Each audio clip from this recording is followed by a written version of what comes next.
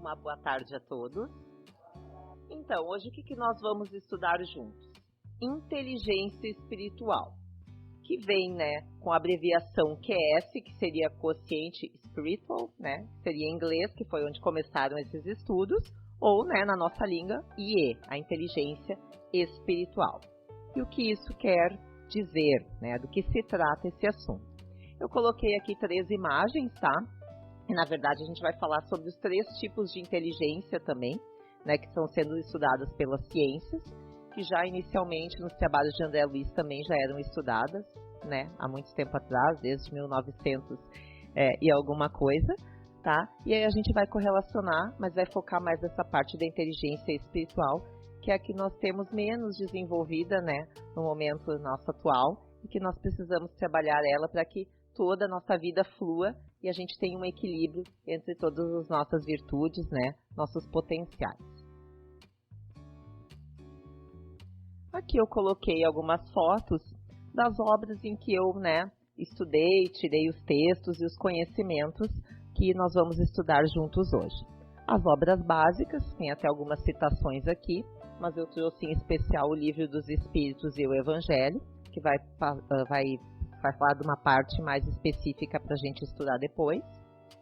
O livro Inteligência Espiritual QS, ali, de Dana Zohar e Ian Marshall, que foi o primeiro livro, digamos, a primeira bibliografia sobre o assunto, que iniciou nesse trabalho e que criou, digamos assim, esse termo, Eles são filósofos, estudiosos, físicos, psiquiatras, enfim, que estiveram envolvidos nessa área da psicologia também fizeram esse estudo.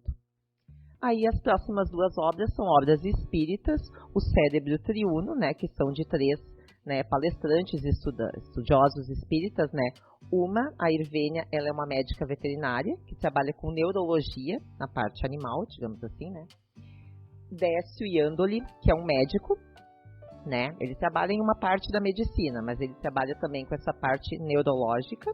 E temos ali o Sérgio Lopes, que é um psiquiatra, certo? E o último livro, que foi o que me inspirou a falar sobre esse assunto, é o Inteligência Espiritual, A Casa sobre a Rocha, que é de um palestrante, escritor aqui do nosso estado, Vinícius Lousada, que ele se utilizou principalmente ali do livro Inteligência Espiritual QS, ali da Dana Zohar e Ian Marshall, e correlacionou todos esses termos, esses estudos com a doutrina espírita. Aqui eu coloquei só algumas imagens, para vocês verem, sobre quando esses estudos agora estão colocando o nosso cérebro mais ou menos dividido, tanto na parte realmente fisiológica dele, das partes cerebrais mesmo, da massa cerebral, e também das partes correlacionadas à inteligência, ou quais seriam os conhecimentos dentro dessa área. Então aqui fala, sobre as 3 divisões, onde ficaria um complexo que tem a ver mais com a razão, parte da sobrevivência, dos nossos instintos mesmo físicos, mais ligados à terra, concretos. Outra parte do cérebro mais a ver com as emoções, com os nossos sentimentos, que seriam as nossas reações, sentimentais, digamos assim, com relação ao que acontece na nossa vida racional. E outra parte do cérebro que fala sobre funções intelectuais superiores. Então, seria através do que a gente acontece na nossa vida, o que a gente sente e como a gente lidaria ou reagiria a essas situações. Então, essas 3 divisões. E ali fala já, dividido nessas 3 partes, as divisões de inteligência. Inteligência intelectual, que é o que eu penso. Inteligência emocional, que é o que eu sinto. E entre o que eu penso e eu sinto, eu acabo tendo uma inteligência espiritual, que é o que isso vai gerar em mim, é o que eu sou, ou as atitudes que eu vou ter na minha vida com relação a esses outros 2 itens. Só para vocês verem que é também um trabalho bem científico, não tem só a ver com essa parte psicológica, mas tem a ver também com a medicina, com a ciência. Então aqui eu peguei, digamos assim, um conceito de inteligência que seria geral, da Wikipédia. O que eles dizem que a inteligência é? Faculdade de conhecer, compreender e aprender. capacidade de compreender e resolver novos problemas e conflitos e se adaptar-se a novas situações. Então, a gente vê que já agora, nessas últimas décadas, o conceito de inteligência mudou. Antigamente era só racional, tinha a ver com problemas concretos. Agora já fala, conflitos, adaptar-se a novas situações. Né? Engloba outras características nossas que a gente precisa ter. Conjunto de funções psíquicas e psicofisiológicas, que contribuem para o conhecimento, para a compreensão da natureza das coisas e do significado dos fatos. Então, fatos não são coisas concretas, são acontecimentos. Então, é a maneira como a gente vai reagir e lidar diante de acontecimentos. A inteligência tem sido definida popularmente ao longo da história de muitas formas diferentes, tais como em termos da capacidade de alguém ou algo para lógica, abstração, memorização, compreensão, autoconhecimento, comunicação, aprendizado, controle emocional, planejamento, resolução de problemas. Se vocês forem pesquisar, logo depois desse trabalho da inteligência espiritual, né, do QS, aquela primeira bibliografia feita, tem vários outros livros, 21 habilidades da inteligência espiritual, tem vários outros. Mas antes disso, já tiveram os trabalhos da inteligência emocional. Esses estudos vieram um pouco antes da inteligência espiritual, né? E vieram através de vários autores que falaram sobre isso. Eles foram dividindo a inteligência espacial, inteligência física, então inteligência de memorização, de vários tipos, né, de inteligências que a gente poderia desenvolver na nossa vida. Não é uma coisa fechada, até porque a nossa vida tem tantas situações diferentes, a gente precisa aprender a lidar, né, agir e reagir com relação a elas. Então, eu vou colocar aqui também mais alguns conceitos, tá? E aí nós já vamos começar com a parte da doutrina espírita. Inteligência espiritual, segundo Adana Zoário e Ian Marshall. Por QS, refiro-me, né, os autores, a inteligência com que abordamos e solucionamos problemas de sentido e valor. A inteligência com a qual podemos inserir nossos atos e nossa vida em um contexto mais amplo, mais rico, mais gerador de significado.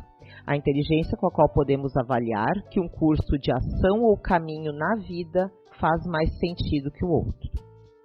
O quociente espiritual é o embasamento necessário para o funcionamento eficaz do QI e do QE. É a nossa inteligência final. Então, o que é bem importante aqui? Fala sobre sentido e valor, né? De atitudes, de situações e da nossa vida. Então, é uma coisa um pouco mais profunda, né? Tem a ver com o nosso eu real, que é o nosso espírito. E aqui o que é muito importante fala, que é o embasamento necessário para o funcionamento do QI e do QE. Por isso que naquela outra imagem eles estavam juntos. A gente poderia usar eles, né, como estava ali num triângulo. Né? Então a inteligência espiritual em cima, correlacionada às outras. Mas para que ela se desenvolva, né, seja colocada, aflorada, as outras duas precisam estar em equilíbrio. Certo? Vamos falar um pouquinho, então, do conceito de Joana de Ângeles, que é, né, uma das autoras que também iniciou e tem ela até um conjunto de 16, 17 livros, né, que fala só sobre a psicologia, né. Ela traz os conhecimentos dela, que ela estudou no plano espiritual sobre isso, mas mesmo assim, muitos dos livros dela, como esse aqui, Elucidações Psicológicas à Luz do Espiritismo, são pessoas da área da psicologia, da psiquiatria e outros estudiosos filósofos que fazem perguntas e vão organizando esse material dela para nos trazer os ensinamentos de uma maneira mais acessível até ao nosso vocabulário, ao nosso entendimento. Aquela, né, a inteligência espiritual, que permite situar a vida e os sentimentos em um contexto mais extenso e significativo, propiciador de objetivos mais duradouros e profundos, que facilita o entendimento para a escolha de um caminho em detrimento de outro caminho, para a autorrealização. Então aqui não fala sobre felicidade, mas fala sobre autorrealização, que é algo um pouco mais duradouro, mais perene. Essa inteligência, QS, pode ser considerada como base de sustentação para as duas outras, oferecendo-lhes meios para a realização planificadora de cada pessoa. Então deu para ver que correlacionou bem, né? Só que ela falou de uma outra maneira, mas querendo dizer a mesma coisa, que realmente é uma coisa um pouco mais profunda, que tem a ver mais com o nosso interior, com o nosso sentido, propósito, que é uma palavra também que é muito utilizada, de vida. E uma coisa muito importante também, que foi deixada bem, explícita nesses estudos, é que não tem a ver, mesmo sendo a palavra espiritual, não tem a ver com religiosidade, com uma religião, enfim, como doutrina espírita, como catolicismo, enfim, como uma doutrina. Ela tem a ver com filosofia, com psicologia, com psiquiatria, com esse novo termo agora de neurociências. Então, realmente, é um estudo do todo, do corpo, das reações cerebrais, das reações emocionais, mas indo, num nível um pouco mais alto, que seria a nossa parte espiritual, da nossa alma, do nosso eu, e em outras filosofias aí da psicologia também, que são chamados em outros nomes, outras nomenclaturas, que eu vou mostrar daqui a pouquinho, mas que, no fundo, acabam todas se correlacionando. Aqui o que eu achei muito interessante também, que é Pestalozzi, que era um educador, filósofo, cientista da época de Allan Kardec, da França Antiga. Ele também trabalhava com 3 pilares, um tríplice aspecto dentro da sua teoria educativa, que ele era um educador, assim, principalmente, Segundo a teoria de Pestalozzi, o processo educativo deveria englobar 3 dimensões humanas, identificadas com a cabeça, a mão e o coração, que foram aquelas imagens que eu coloquei ali no início, no título da nossa palestra. O objetivo final do aprendizado deveria ser uma formação também tripla, intelectual, física e moral. Ele trabalhava com a nossa educação intelectual normal, de alfabetização, enfim, era o que ele trabalhava naquela época. Mas a gente pode usar o termo educação, já existe tanto como a inteligência espiritual e emocional, existe também o termo educação espiritual, educação emocional. Por quê? Porque isso não vem inato na gente, não é algo que nos vai ser dado. Nós precisamos cultivar e trabalhar. Então, nós precisamos nos educar e buscar esse entendimento para que isso se concretize dentro de nós. Então, achei muito interessante, até porque Allan Kardec, nas suas obras básicas, ele sempre se embasou em Pestalozzi para fazer os estudos dele, científicos, e tem tudo a ver também que ele já trabalhava nisso há séculos aí atrás, Então, esse aspecto aí tríplice sempre existiu. Ele só foi agora mais aprofundado. E aqui eu coloquei uma parte, Isso aqui eu peguei de um polígrafo de estudo sistematizado da doutrina espírita, que eu achei na internet já colocadinho assim, sobre essa questão dentro da doutrina espírita, nos estudos, digamos, mais modernos que chegaram para nós, logo depois das obras básicas, que são as obras de André Luiz, que nos trouxeram informações do plano espiritual, e não só do que acontecia no plano espiritual, mas sim de toda a situação também física, do cérebro, do funcionamento dos organismos, nosso, mas que claro que tudo aqui, é a cópia de lá. Então eles já sabiam mais em profundidade como tudo funcionava. Então ele nos trouxe alguns conhecimentos de lá. E eu vou ler uma partezinha aqui que eles tiraram da obra que está colocada ali no final, No Mundo Maior, que é de 1947. Eu até coloquei a data, depois vou dizer por quê. Diz André Luiz: não podemos dizer que possuímos 3 cérebros simultaneamente. Temos apenas um que, porém, se divide em 3 regiões distintas. Tomemo-lo como se for um castelo de 3 andares. No primeiro, situamos a residência de nossos impulsos automáticos, simbolizando o sumário vivo dos serviços realizados. É aquele lá de baixo, do nosso, o cérebro reptiliano da sobrevivência. Segundo, localizamos o domicílio das conquistas atuais, onde se erguem e se consolidam as qualidades nobres que estamos edificando. Então, é com relação ao que nós sentimos, a como nós estamos agindo, com relação às coisas que acontecem na nossa vida. Então, seria mais a parte ali média, que a gente está entre a razão e a espiritualidade. São as nossas emoções. No terceiro, temos a casa das noções superiores, indicando as eminências que nos cumpre atingir. Então, são os nossos objetivos maiores. Nós estamos aqui no planeta de provas e expiações, Então sabemos que ainda temos muitas coisas para atingir. Já subimos alguns degraus, mas temos muito mais a subir, né, do que já foi galgado.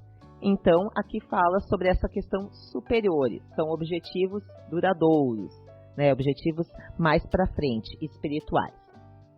Num deles moram o hábito e o automatismo, primeiro.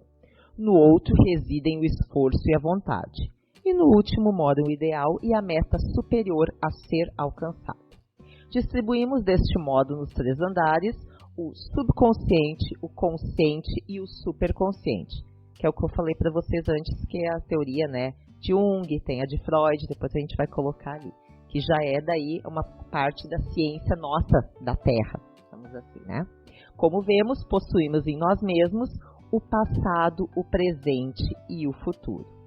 Também tem relação a isso, o nosso passado, o nosso presente e o nosso futuro, que é a meta a que nós vamos alcançar. Porque no nosso passado nós éramos mais instinto mesmo, a gente só vivia para sobreviver. Aí já, no nosso presente a gente já tem essa relação, né, com os nossos sentimentos, né, a vivência em sociedade, ter que lidar com determinadas situações. E o nosso futuro, né, é a gente conseguir atingir o nosso ápice, o nosso equilíbrio entre as 3 inteligências e os nossos objetivos maiores, que é, né, a nossa evolução espiritual. E eu coloquei ali a data, né, de que foi lançado esse livro, 1947, para vocês verem que realmente, né, o mundo espiritual já veio muito antes do nosso, o nosso é apenas cópia dele, porque há pouco tempo que a ciência da psicologia está avançando nessa parte aí. Então, assim, em 1947 isso já era dito, né, através de Chico Xavier, né, André Luiz, para nós, mas nós não tínhamos um embasamento científico, que aqui na Terra é bem necessário, né, para que uma verdade seja, né, considerada uma verdade. Nós nem tínhamos ainda essa coisa de neuropsicologia, de juntar as ciências, era a neurologia, era a psicologia, era a psiquiatria, todas eram separadas, né, essas ciências, essas medicinas. E agora já está tudo se juntando, mas desde essa época a gente já tinha realmente esse conhecimento vindo dos espíritos superiores. Aqui são apenas algumas citações de algumas obras básicas, falando realmente da nossa necessidade de ultrapassar um pouco essa questão da inteligência só racional ou até da inteligência emocional. Não é somente o desenvolvimento da inteligência que falta aos homens, é a elevação de sentimento. Gênese. O progresso intelectual realizado até os nossos dias nas mais vastas proporções é um grande passo e marca a primeira fase da humanidade. Primeira fase. Mas só é impotente para a regenerar, que é a fase que nós estamos agora. Só o progresso moral pode assegurar a felicidade dos homens sobre a Terra. Também a Gênese. Então, a moralidade precisa ser o equilíbrio entre essas 3 inteligências, essas 3 educações, esses 3 potenciais que nós temos no nosso cérebro e no nosso espírito. A gente pode relacionar também, eu não coloquei aqui, mas tem a ver com passado, presente e futuro, e também é correlacionado, né, ao nosso corpo, que seria a parte mais física, ao nosso perispírito, que é onde estão, né, os nossos sentimentos e a correlação do nosso corpo com o nosso espírito, e essa parte espiritual da inteligência está lá no cerne do nosso espírito. Então também, tudo é número 3, né, para vocês verem que tudo se correlaciona em tríplices aspectos em todas as ciências. Muito interessante. Mais uma correlação aqui. A inteligência nem sempre constitui penhor de moralidade e o homem mais inteligente pode fazer péssimo uso de suas faculdades. Isso é uma coisa que, principalmente, hoje em dia a gente está vendo, tanto na parte emocional como da ciência, digamos, da informática, é uma grande coisa que hoje em dia está em voga, e tem pessoas que dão muitos golpes, né, fazem muitos estragos, né, em corporações, enfim, através de inteligência. Eles são muito inteligentes para lidar com determinadas coisas, mas fazem mau uso. Então, a inteligência racional não significa que é algo bom, a gente ser só inteligente racionalmente, intelectualmente. Do outro lado, a moralidade isolada pode, muitas vezes, ser incapaz. É aquele equilíbrio que as obras também nossas, né, espíritas, falam entre a razão e a emoção. só o amor, só a caridade, enfim. A gente vive num planeta, né, terreno. Nós precisamos das coisas práticas, nós precisamos de saúde, de remédio, de comida, de casa, de água, de roupa. Nós não podemos viver só, né, num mundo de contemplação, num mundo espiritual. Então, só essa parte de moralidade, trabalhar só nisso, pensar só nisso, investir, né, as suas forças e os seus estudos só nisso, também nesse estágio evolutivo que nós estamos, não vai ser o suficiente, porque a gente ainda tem um corpo, né, físico. Então, a reunião dessas duas faculdades, inteligência e moralidade, é, pois, necessária a criar uma preponderância legítima, a que a massa se submeterá cegamente, porque lhe inspirará confiança pelas suas luzes e pela sua justiça. Então, o que diz? Inteligência e moralidade, uma mais a outra, seria igual, né, a nossa espiritualização. Podemos usar essa palavra assim, para a gente poder atingir, né, essa nossa plenitude de usar essas nossas faculdades espirituais. A moral é a regra do bem proceder, né? Então, o que seria moralidade? Seria uma regra de bem proceder. E o nosso maior exemplo de tudo, e a pessoa física que esteve aqui no nosso planeta, inteligente em todos os aspectos, nem vou dizer espiritualmente, que é o chamado O Nosso Homem Integral, que também é um livro de Joana de Ângeles, já bem antigo, que também falava sobre esses aspectos, foi Jesus, que já nos diz quem é o nosso modelo e guia, né? É Jesus. Então, ele foi o maior exemplo de equilíbrio e potencialidade máxima de todas as inteligências. Então, onde a gente tem que buscar nossas dicas, né, o nosso estudo, seria principalmente no Evangelho, né, que é a parte dos ensinamentos de Jesus, mas como sabemos que nós estamos num planeta físico, precisamos correlacionar também a inteligência racional com a emocional, nós precisamos também da parte científica. Então, depois eu vou colocar para vocês que tem ali, tanto no Livro dos Espíritos, que é uma parte, digamos, mais científica, e no Evangelho, essa parte desse estudo. Tá? Vou conversar com vocês depois sobre isso. E uma coisa que eu achei bem interessante, que eu fui lendo assim, né, sobre os ensinamentos de Jesus, é que ele realmente, ele exemplificava, e além dele exemplificar, ele deixava questões na nossa mente. Então, ó, as atitudes e respostas de Jesus. Ele respondia gerando novos questionamentos na massa. Um dos exemplos que foi colocado nos textos que eu li é o exemplo da mulher adúltera, né? Que aí Jesus foi provocado, que o que ele faria, o que dizia a lei, porque na verdade eles queriam, por um lado, ver o que Jesus iria responder para condená-lo, né? E Jesus apenas fez outra questão e fez com que as pessoas refletissem, né? Quem não tiver pecado, que atire a primeira pedra. Então, Jesus fazia com que as pessoas desenvolvessem a sua inteligência, refletissem sobre as situações também. Ele não dava as respostas prontas. Por isso até que ele escrevia, claro, por parábolas, por causa da época, dos costumes da época, mas ele não queria dar as coisas prontas, até porque a gente, né, que a gente está vindo desde aquela época, reencarnando aqui no planeta, nós não teríamos condições de ler e entender como está escrito agora, por exemplo, nas obras básicas. Mas ele queria que cada um interpretasse e buscasse, né, desenvolver o seu pensamento, o seu raciocínio, e buscasse ter as suas próprias decisões, pois cada um tem seu livre-arbítrio, e para ter mérito das suas decisões também, que decidisse, que interpretasse e fizesse o melhor possível dentro do que achasse que fosse, né, o correto. Eles falaram também assim, ó, nos textos que eu estava lendo, né, que eu peguei alguns textos espíritas de alguns canais espíritas, espiritismo.net, alguns outros também bem legais, que tem bastante artigos interessantes, né, e eles falam que alguns exemplos de pessoas, não só de inteligência espiritual, porque na verdade aqui no nosso planeta estamos todos, né, ainda em ascensão. Realmente que o topo, né, dessa cadeia aí foi Jesus, né? Foi uma exceção aqui no nosso planeta. Mas pessoas que conseguiram, alguns exemplos de que conseguiram correlacionar, equilibrar e desenvolver com maior potencialidade essas suas inteligências. Mahatma Gandhi, Nelson Mandela, Martin Luther King, Madre Teresa, entre outros. E o que em comum essas pessoas têm e que tem tudo a ver com a inteligência espiritual? Elas tinham um propósito. Elas queriam passar uma mensagem, realizar uma mudança. E todas a gente vê que não eram mudanças para elas. Eram mudanças para a humanidade, para o bem dos outros, em detrimento do bem delas.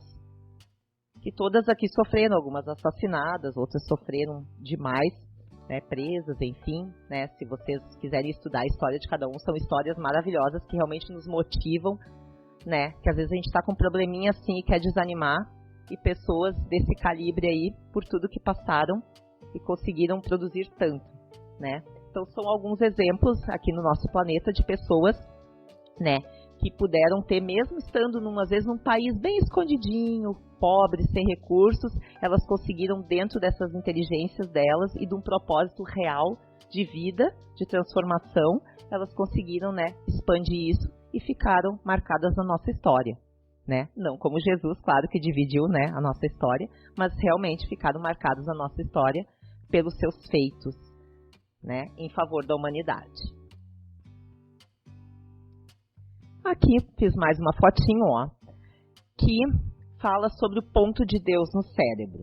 Que isso aqui é um dos estudos também realizados pela ciência, que a ciência diz ou acredita, enfim, está estudando isso ainda, que dentro do nosso cérebro existe uma parte que tem a ver com a espiritualidade, que seria a nossa conexão com Deus. E no livro Cérebro Triuno, que é aquele livro espírita, né, dos 3 autores, eles falam bastante com relação a isso, né, com relação realmente ao local do cérebro. Eu acho que aqui é muito pequenininho para vocês olharem, mas essas coisas, se vocês quiserem botar na internet, lá no Google, vai ter bastante imagem, bastante coisa para vocês lerem e se aprofundarem um pouco mais. Tem relação ao que significa, né, deixa eu aqui perto. Ó, os cientistas descobriram que temos um ponto Deus no cérebro, uma área nos lobos temporais que nos faz buscar um significado e valores para nossas vidas. É uma área ligada à experiência espiritual. Ela pode ser ativada pela oração, meditação e contemplação. Ó, esse ponto de Deus também está estudado no livro que é essa inteligência espiritual da Dana Zohar e do Ian Macho. Tá? E aqui eu coloquei também, ó, aquela questão que eu tinha conversado com vocês com relação, ó, aos estudos psicológicos, né, que iniciaram a época de toda essa investigação de cérebro também com relação às emoções, que foi a época essa da psicologia, de Freud, Jung e outros, né, filósofos e estudiosos. Então aqui fala, isso aqui vocês também podem procurar, senão vai ficar muito extenso para mim ler para vocês, mas ó, a parte consciente, algumas situações que se correlacionam, né, o subconsciente e o inconsciente. Então é a nossa parte, aqui de baixo para cima, né, espiritual, nossa parte emocional, nossa parte bem racional e física. E a parte de outro, né, dos filósofos, enfim, psicólogos que trabalham, né, é a parte do ânimos e ânima também, que fala sobre a nossa parte, né, nosso potencial feminino e masculino que se correlaciona e todas, né, essas potencialidades nos transformam num ser integral que consiga lidar com todas as situações. Isso é um estudo bem aprofundado que Joana de Ângeles faz bastante. Os livros dela é uma coisa bem extensa que nem em uma palestra a gente não conseguiria, até são termos bastante científicos, né, que é dentro da psicologia mesmo, né, como ciência, mas é uma coisa muito interessante da gente ler, que tudo vai se correlacionando. É muito, muito interessante. Isso aqui é só para vocês terem noção e para poderem também ir mais atrás se vocês quiserem investigar. Então vamos falar sobre o sentido da vida, que é o principal potencial que a inteligência espiritual nos faz querer buscar, estudar, desabrochar, encontrar, podemos dizer assim. Aqui é uma das perguntas, né, do Livro dos Espíritos, que pergunta por que nós temos a vida? Por que nós vivemos? Por que Deus nos coloca nesse mundo para viver?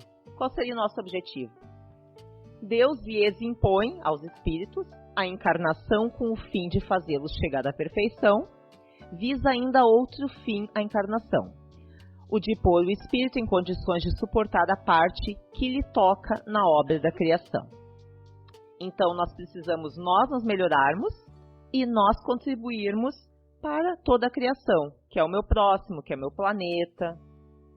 Agora já os outros universos, enfim, que o ser humano já está expandindo um pouco, né? a sua relação com outros planetas, com o universo, com os buracos negros, enfim, tanta coisa assim que a física, né, está estudando. Então, tanta coisa assim que a gente está descobrindo agora, está estudando. E como ou por onde a gente vai começar? Vamos ver então.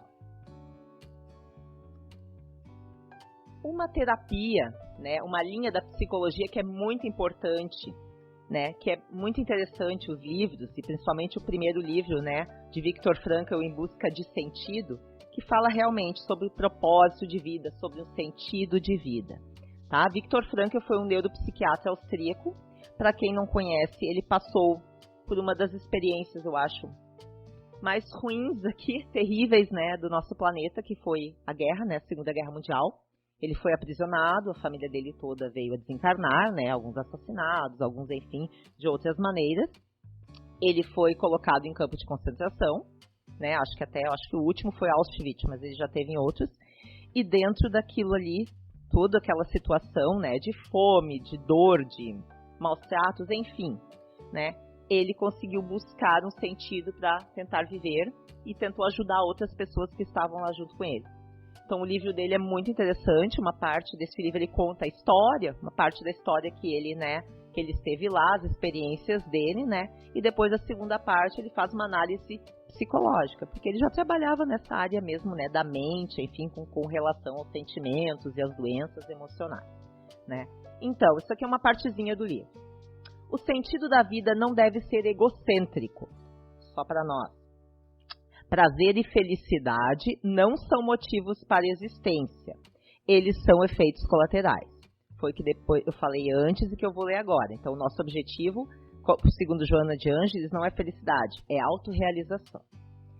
É preciso dedicar-se a algo maior que si mesmo, a uma causa ou ao amor a uma pessoa. E mesmo diante do sofrimento é possível encontrar sentido. Porque muitas vezes, quando está tudo dando certo, está tudo legal, aí a gente tem, né, motivação e sentido. Mas quando as coisas começam a dar errado, a gente busca um argumento, eu não estou fazendo nada, eu não tenho força porque eu estou passando por um período difícil.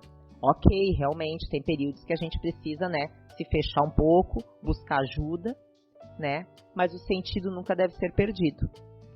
O sentido da vida, que é algo mais duradouro, que é algo, podemos dizer, eterno, como é o nosso espírito. Aqui é uma partezinha do livro Cérebro Triuno também, que ele faz essa relação das inteligências com as leis morais, que é na terceira parte, que é ali com o Sérgio Lopes, psiquiatra, que ele escreveu aqueles livros, Código do Monte, Leis Morais, enfim. A terceira inteligência é esclarecida e estudada no Livro dos Espíritos, no capítulo Lei de Justiça, Amor e Caridade, e no da Perfeição Moral. Então, nós temos no Livro dos Espíritos essa parte, mas temos também no Evangelho, né, o Sede Perfeitos, que são os textos evangélicos, mas correlacionado com isso, sede é algo para o nosso futuro, é algo a gente alcançar, é algo eterno, espiritual. Bem interessante também. E aqui, vamos ver o conceito de autorrealização de Joana de Ângeles, que é o que nós deveríamos, né, tentando ter o equilíbrio entre as nossas inteligências, principalmente para desabrochar, né, para destravar essa nossa inteligência espiritual. O que nós deveríamos buscar? É todo um lento e complexo processo de despertamento, desenvolvimento e amadurecimento, psicológico, de todas as adormecidas potencialidades íntimas. Adormecidas por quê? Nós temos já, né, centenas, talvez milhares de encarnações. Nós temos algumas coisas que estão guardadas dentro de nós e nós, por algum motivo, aqui vai falar, né, bloqueios, às vezes psicológicos, emocionais, nós não estamos conseguindo acessar esses conhecimentos, esses potenciais, essas virtudes que estão dentro de nós. Psicológico de todas as adormecidas potencialidades íntimas que estão latentes no ser humano, com as suas experiências e realizações ético-morais, estéticas, religiosas, artísticas e culturais. Aqui também é do livro Elucidações Psicológicas, né, de Joana de Ângeles. Aqui fala, culturais, artísticas, que fala que essa questão emocional, aliás, espiritual, também tem a ver com a nossa criatividade, com o nosso poder de acessar, né, alternativas diferentes, né, para a nossa vida. Não só coisas racionais, mas coisas ligadas mais à sensibilidade do ser humano. Então, vamos chegar no ponto, né, que é importante. A gente já deu uma estudada, sabe mais ou menos onde é que vieram esses conceitos, se a gente quiser estudar mais a fundo o que é, né, identificar em nós, mas como desenvolver a nossa inteligência espiritual. Esses termos aqui que eu peguei são os 12 passos que estão no livro, né, Inteligência Espiritual QS, né, de Dana Zohar e Ian Marshall. Mas eles estão bem desenvolvidos neste livro Inteligência Espiritual, A Casa sobre a Rocha, de Vinícius Lousada. Ali ele coloca bastante, ele coloca todos esses passos e faz uma explicação ali, umas colocações bem legais para a gente fazer um estudo. Eu fiz os itens e coloquei aqui umas referências para a gente conversar. Seja otimista. Vocês vão ver que aqui os termos utilizados não são da doutrina espírita nem religiosos. São de cientistas, filósofos, estudiosos, tá? Da medicina terrena, né? Da psicologia terrena. Seja otimista. Que é o que nos capítulos ali de Sede Perfeitos, Perfeição Moral, fala sobre a nossa fé no futuro, nossa fé em Deus, né? Apesar dos sofrimentos e das dificuldades, temos que ser otimistas, acreditar, né, de que as coisas vão se resolver, que vão passar, que existe solução para todas as situações. Às vezes, nós sozinhos não conseguimos, né? Às vezes a gente procura só algo sozinho. Às vezes a gente precisa ter, que vai falar ali o terceiro, a humildade de admitir e buscar ajuda. Pode ser através de um livro, pode ser através de uma ajuda profissional de terapia, pode ser numa religião, de alguma forma, né? Que a gente possa fortalecer e buscar essa fé para seguir em frente. O número 2, pratique o autoconhecimento, que é a reforma íntima, que é o ponto maior assim correlacionado à doutrina espírita também, que é o nosso objetivo aqui, né? Que a gente trabalha bastante com relação a isso, que também nas últimas décadas saíram muitas, né, bibliografias e muitos autores e estudos sobre a tal autoajuda, que seria essa questão da gente buscar soluções, né, ou alternativas para lidar com as nossas mazelas, os nossos problemas emocionais, né, os nossos conflitos. Então a doutrina espírita tem muito material também, né, para a gente trabalhar isso, para a gente poder, dentro da reforma íntima, identificar os pontos em que a gente está pecando, usando, né, um termo religioso, ou que a gente não está conseguindo, né, ultrapassar aquele limite, superar, e que pontos nós estamos fortes e que devemos, né, tentar equilibrar isso aí. Terceiro item, desenvolva humildade. Isso é bastante trabalhado no Evangelho, demonstrado, né, através dos exemplos de Jesus e de tantas outras obras de espíritos, né, que vieram nos trazer esses exemplos de humildade. Que a humildade nos ajuda, né, como dizia aqueles filósofos, né, da antiguidade, eu nem sei se é exatamente essa palavra ou a frase, né, o mais sábio é aquele, né, que admite que nada sabe. Não é mesmo? A gente tem que estar aberto a conhecer coisas novas, no mínimo a ouvir. O que custa ouvir uma opinião de alguém? Que às vezes a gente não quer nem ouvir, né? A gente ouve. Se para nós não faz sentido, ok, passa, né? Mas pode ser que faça, pode ser que fique na nossa cabeça, a gente consiga ver um outro lado da situação que a gente não tinha visto, porque a gente não imaginou aquilo, né? A gente não tem vivência daquilo, né? A gente precisa estar aberto e para isso a gente tem que ter humildade.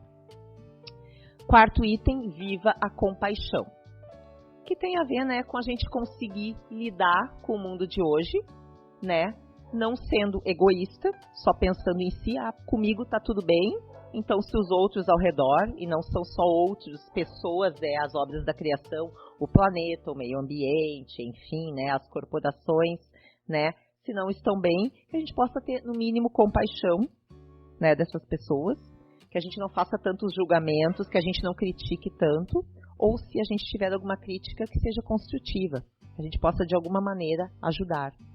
E a gente sabe que, né, aqui dentro da doutrina espírita é muito colocado que por mais difícil ou inacessível que esteja a situação, né, o problema, a oração, nós temos oração para tentar ajudar. É uma forma de compaixão, uma forma de amor para a gente ajudar o próximo ou alguma situação, algum país, algum grupo que esteja passando por dificuldades. 5. Revise os seus valores. Então, é a questão da gente equilibrar o material entre o espiritual. Ok, o nosso mundo nos puxa muito para a parte material, muito, demais. E a gente, às vezes, se deixa arrastar pelas necessidades mesmo da vida, né? Que a gente precisa, às vezes, deixar, né, de ler um livro para trabalhar, deixar de vir ao centro espírita para resolver um outro problema no trabalho. A gente tem que abrir mão de uma coisa espiritual, né, de uma coisa mais emocional nossa, para uma coisa concreta da vida, de uma necessidade. Mas que a gente não se deixe arrastar por isso, né? O eu versus o coletivo.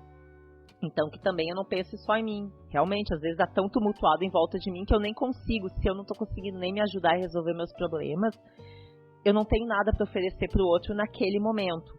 Mas que eu não viva só dentro do meu mundo, só pensando nas minhas, né, nas minhas dificuldades ou nas minhas necessidades. Então, a gente deve revisar os nossos valores, senão a gente não vai conseguir atingir, né, essa plenitude da inteligência espiritual. Número 6.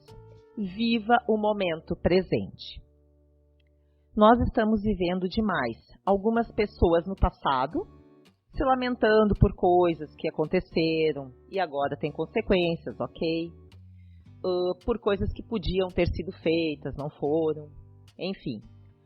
Mas o que passou, passou, e é só no presente que a gente tem, ele é um presente, né, foi dado a nós, é só agora que a gente tem a oportunidade, não tem como voltar lá atrás e passar borrachinha e fazer de novo, né? Não tem como voltar atrás. Então, o momento presente é o mais importante para a gente resgatar e apagar alguns, né, erros, alguns problemas do passado e também plantar, semear um futuro melhor para buscar a nossa cura, a cura, né, da nossa família, a cura do nosso emocional, enfim.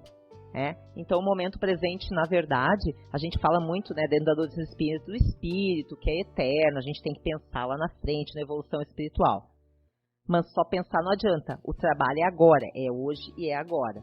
Então, é no presente que a gente deveria colocar, né, o nosso maior foco. E eu vou falar isso um pouquinho mais pra frente, que também tem a ver com inteligência espiritual. Trabalhar o presente. 7º item.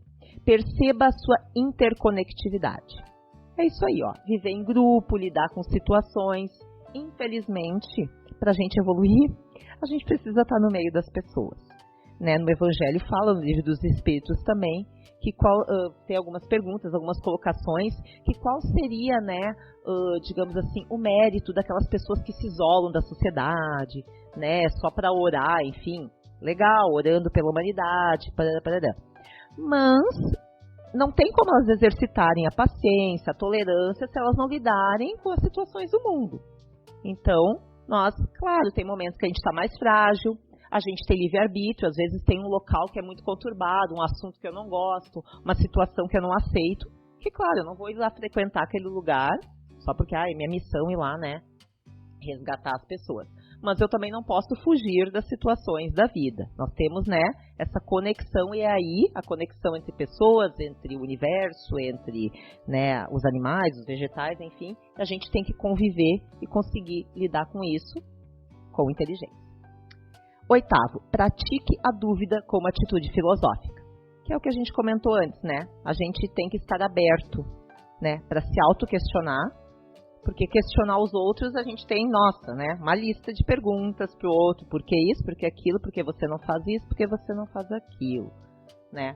Mas é mais doloroso a gente se autoquestionar. Mas a gente tem a responsabilidade sobre a nossa evolução espiritual. Então é bem mais inteligente a gente fazer as perguntas para nós mesmos e ver se a gente está seguindo por um caminho, né? O caminho que a gente quer para frente. Se a gente está semeando, se a gente quer colher a maçã, a gente tem que botar a sementinha da maçã, né? A gente tem que analisar isso. Autoquestionamento, reflexão, que no Evangelho fala bastante, que é aquela passagem de Santo Agostinho, de todo dia dar uma refletida no que fez, no que poderia ter sido diferente, no que foi legal, que eu posso manter. Que a gente não tem só coisas negativas também, a gente também tem que, né, exaltar os nossos pontos positivos, porque a gente também tem. 9º, mude seus paradigmas, humildade e flexibilidade. A partir do momento que eu me auto-questiono, que eu reflito e que dolorosamente eu vejo que eu estou equivocada, nem vamos dizer errada, né? Estou trabalhando de um jeito e estou querendo atingir um objetivo que eu não vou chegar, né? Estou fazendo mal, né, a mim, prejudicando a mim e ao próximo, ao coletivo, né? Eu preciso mudar meus paradigmas. Porque se o mundo todo estiver bem, eu também vou estar, porque eu faço parte, né? Então, eu preciso, às vezes, mudar. Isso é bem difícil, né? Mas, às vezes, para o nosso bem. Vai ser doído no começo, vai parecer que só vai proporcionar bem aos outros, mas não. No final, sempre, né? A colheita é nossa, da nossa semeadura. 10º, seja autêntico, posicionamento, valores. No livro dela, ela fala, porque aqui é só um itemzinho, né, para ficar um item menor, mas fala, seja autêntico, mesmo que isso não seja muito popular, ela fala. Então, assim, ó, às vezes, a gente está fora de todas, né, as tendências do mundo. Ai, fulano não tem internet, fulano não tem Instagram, fulano não sabe mexer não sei o quê. Ai, nada a ver. Então, gente, se tu acha que tu tá, né, tem que ter posicionamento. Se tu acha que tu é uma pessoa correta, tu tá fazendo as coisas legais, a tua vida tá bem, tu não precisa fazer tudo que os outros fazem, né? Para que os outros falem, que tu precisa postar. Hoje em dia tá muito isso, essa coisa da rede social. Tá bem complicado, né? Então, a gente precisa realmente ter um posicionamento. Se eu acho que eu tô certo, se as pessoas estão me criticando, às vezes as pessoas começam a se afastar de nós pelas nossas mudanças. Ai, que chato, só quer falar de Jesus. Ai, que chato, fica falando essas coisas de psicologia. Ai, que chato. Se é chato para ele, cada um tem, né, a sua posição. Se você acha que isso é essencial para você, que está fazendo bem, que está te ajudando a te sentir melhor, mais em paz consigo mesmo, está te deixando mais feliz, siga. Seja firme nos seus propósitos. Celebre a diversidade, caridade, aprendizado. Então, a diversidade também é aprender a lidar com as diferenças, né, do nosso mundo. Aí eu desliguei meu. Né? A diversidade, certo? O nosso mundo, apesar de ser de um nível, né, de evolução espiritual, digamos, provas e expiações, tem várias pessoas, né, em vários níveis diferentes de evolução, com vários gostos. Hoje em dia a diversidade é uma palavra muito também em voga, né? Tanto na parte da sexualidade, tanto na parte da religiosidade, enfim, né? Então a gente tem que celebrar isso, porque é através da diversidade que a gente vai aprendendo, vai buscando novas experiências que a gente não teve, né? É muito importante respeitar e celebrar essa diversidade do nosso planeta. Isso vai nos ajudar também a crescer, né, espiritualmente. E, número 12, né, 12º, descubra o seu propósito, o seu sentido para viver. E como o Viktor Frankl falou, pode ser amor a uma causa, a uma pessoa, enfim, que a gente busque algo, né, para agir, para querer melhorar e para construir algo de bom, né? Porque isso nos traz autorrealização. A gente se sente bem porque a gente vê que a gente foi útil. Porque é a lei do trabalho que fala, o ser humano precisa se sentir útil na sociedade, de qualquer maneira. Por isso que qualquer profissão da Terra, não importa qual seja, toda, se for feita com amor e for feita com cuidado e a pessoa tentar fazer da melhor maneira possível, ela é grandiosa e a pessoa se autorrealiza. Eu gostaria de falar para vocês sobre um termo, já vou terminar, tá, gente, rapidinho. Mindfulness. Eu vou rapidinho, é uma propagandinha do Haroldo Dutra Dias, mas é porque eu gosto muito. Ele é um palestrante espírita e ele tem um projeto, um canal que se chama Odisseia Academy. É um trabalho profissional, porque ele está terminando agora a faculdade de psicologia, ele fez uma especialização em neurociências, então ele está estudando essa parte das emoções, do comportamento, da reforma íntima com o cérebro. Então ele fala muito sobre isso e nesse projeto ele trabalha com o fundo, com a base do Pestalozzi, né, que é cabeça, coração e mãos, e a parte, digamos aqui, da cabeça é a parte do mindfulness, que significa atenção plena, que é o que a gente correlaciona com viver com o presente. Hoje em dia, o mundo está tão corrido, a nossa sociedade é tão grande, que eu estava comentando com várias pessoas, né, no meu trabalho, e está todo mundo igual, os de 15 anos, os de 35, os de 70, está todo mundo passando pela mesma coisa, então não é a idade. Nós não estamos conseguindo mais dar conta. A pessoa fala uma coisa, eu vou anotar ali. E daí já vem outros mais pensamentos, tu já não sabe onde é que tu largou a coisa, tu não sabe o que a pessoa falou, tu não sabe se tu já entregou alguma coisa e que dia que é hoje, e passou o dia e tu não viu. Então nós não estamos nos focando no hoje, no presente. Nós estamos deixando as coisas passar, nós estamos se comprometendo. Então o que fala aqui, ó, o termo atenção plena designa um estado mental que se caracteriza pela autorregulação da atenção para a experiência presente. Um dia de cada vez. O que eu estou fazendo naquela hora é naquela hora. Numa atitude aberta, de curiosidade, ampla e tolerante, dirigida a todos os fenômenos que se manifestam na mente consciente, ou seja, todo tipo de pensamentos, fantasias, recordações, sensações e emoções percebidas no campo de atenção, são percebidas no campo de atenção, são percebidas e aceitas como elas são. Então, para a gente fechar assim, ó, vamos focar, claro, pegando as experiências do passado, né, do que a gente fez de legal, não legal, o que eu gostaria de repetir ou não, manter na minha vida ou não. No futuro, coisas, né, que eu quero para o meu futuro, a pessoa que eu quero ser, a vida que eu quero ter, né, o futuro que eu quero ter na minha próxima vida, né, mas é no hoje que eu tenho que trabalhar isso. E que a gente não se desfoque com outras coisas, com outros pensamentos, com outras preocupações, que o mundo vai girar, vai continuar as coisas lá naquele lugar, se você se atrasar 5 minutos, se esquecer hoje ou amanhã, né? Porque se um dia a gente ficar doente e a gente faltar, infelizmente o mundo vai continuar sem nós. Então que a gente, né, trabalhe esse mindfulness, fala que é através ali, que falou da inteligência espiritual, meditação, oração, né, tem exercícios, ele trabalha muito isso, o Haroldo Dutra Dias, nesse projeto dele, né?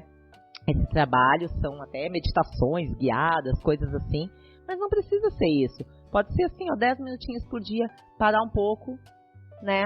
Não pense em nada, desliga o celular, desliga a internet. Um momento seu para aprender a focar em cada atividade de cada vez, para aproveitar ao máximo aquele momento. E eu achei muito interessante, eu que gosto de animais, né, gente? Muito. Eu botei aquela imagem ali que eu acho muito